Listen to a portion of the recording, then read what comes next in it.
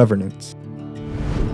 The E3 system will promote land commoning against the capitalist agenda to commodify it. In Kilifi, the OP team visited the Green Heart of Kenya, a commercial development which has over 1,000 acres of residencies. The example of the Wilson family is a reminder of how capitalism allows there to be a very small group that owns a lot and a whole lot of people who struggle to own the basic goods and needs and services. We learned that land was an incredible part of making sure that they had a sustainable economic systems and that they can meet their basic needs. For example, in Kitui, the members of the CIC group banded together with their resources to rent land. So they don't actually own it. While that's something they are interested in pursuing in the future, they rent land. However, they really struggle to produce at the frequency necessary for a more thriving economic system. And that's largely due to a lack of water. And they end up competing with commercial entities, much like the Wilson family.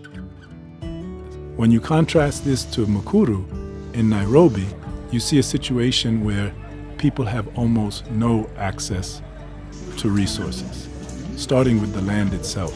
In talking to certain residents of Mukuru, we came to find that 100 families can share access to one common toilet. And even that toilet is privatized, where in order to use it, they have to pay 5 shillings each time any member of the family uses that toilet. So how did it come to be that you can have hundreds of thousands of people living without access to land and dependent on such situations where they have to share a single toilet amongst 100 families to a situation where a single family can be running a ranch and a major residential development towards high-end people? And what is the relation between those two situations? The question of equity comes in because there is a challenge for the future economy of Kenya, just like many other countries, where greater access to resources and equitable distribution of those resources, starting with the land, is a key economic challenge.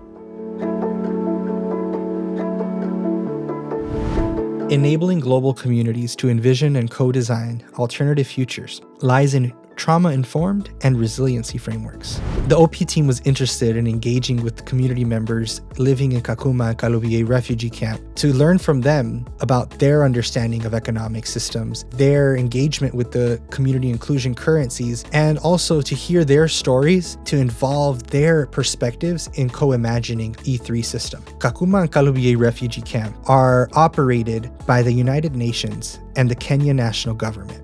These two maintain political control and administer the vast amount of resources that enter the Kakuma refugee camp. However, it was notable, both from desk research as well as from community perspectives, that the amount of funds entering into the camp are largely disconnected from the actual community members who are recipients of said funds.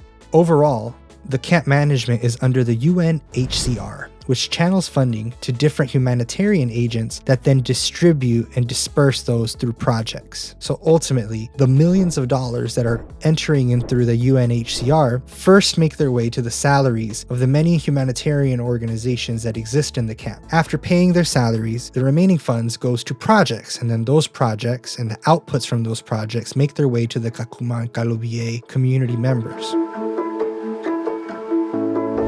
Revolutionary shifts in consciousness will be foundational in the transition to E3 systems. We observed during the engagement with the Kakuma group, when asked whether a change of leadership at the level of the governing council of Kakuma refugee camp would be sufficient to address the problems that they saw in administration. They quickly pointed out that the problem is deeper than just the leaders. The problem is one of consciousness.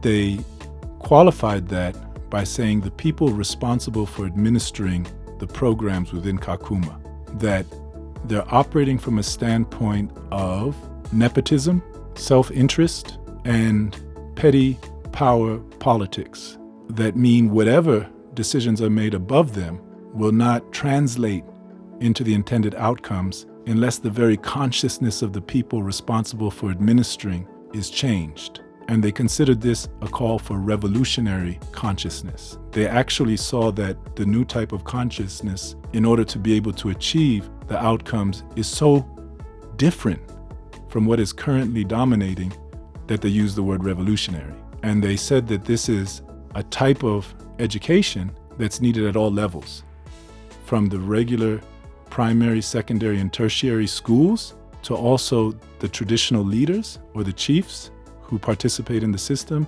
and the administrators. So they actually called for a complete consciousness program focused on changing from the existing paradigm of self-interest to one that serves a higher interest. And they considered this consciousness work.